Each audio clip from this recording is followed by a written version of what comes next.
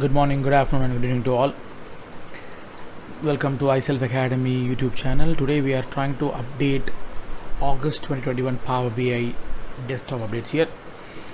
I'm going to download this and I'm seeing a new window. Again, this is something which I'm seeing from August updates. Even the July update came in the same pattern. I just made a video out of it, but I didn't release the video. Now the screen looks like this. This is something which is new to me.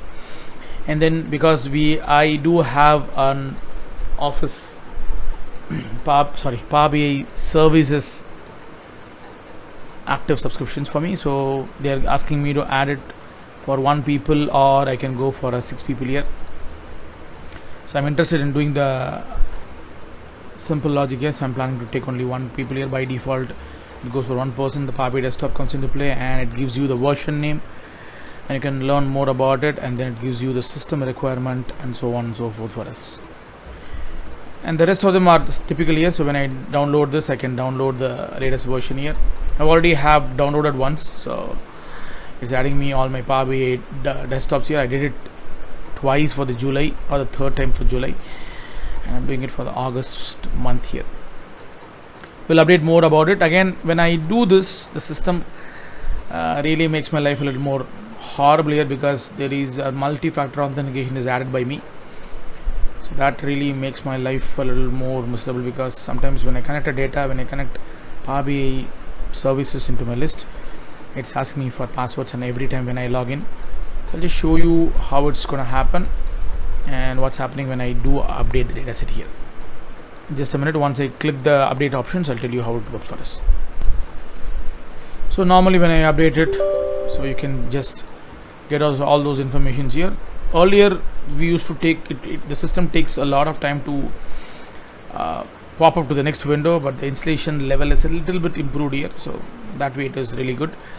And I would have even made a video earlier on how the new structural data sets of Power BI desktop really works, and this is going to compute your time a bit, and then it's going to take a little more longer than normal. So now you can see the second window says a little differently. They say Microsoft collects usage data to improve Microsoft. So if I want to just read the private statement, you can read it and then learn how to opt out of it. So if you don't want to get this data to be shared, you can just stop it here. This is something which is a new one which I'm seeing in this data set. And then as usual, the agreements or the in-using component will all come into play.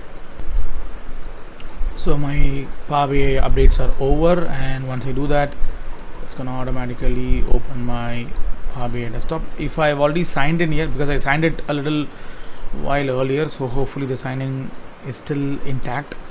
If not, it's going to really make my life a little more miserable, because I need to redo the signing for Power BI desktop first, and then when I bring in a data again, it is asking me for sign in again. So hopefully, okay, awesome, thank you, because I have recently signed in, so when the update comes into play, the signing in option doesn't you can see that I'm not really very happy about it, because when I started doing this, so it's asking me a question. So to do it, I'm going to just sign in again. I'll just come back after the signing in is complete. Now I signed in my list, and then as usual you'll see the same screen again. From June it is a little greener in color, and now they are also allowing you to register for a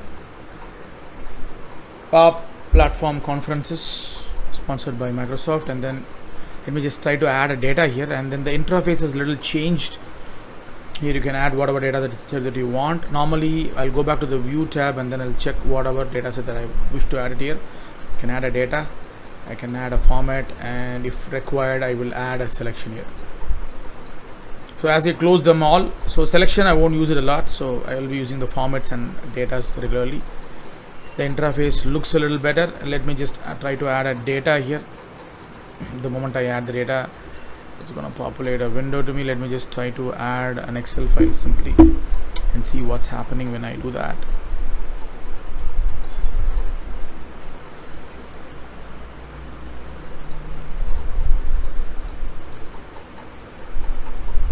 Sorry about that, I'm searching for the data set here. Let me just see whether it is allowing me to directly add the data.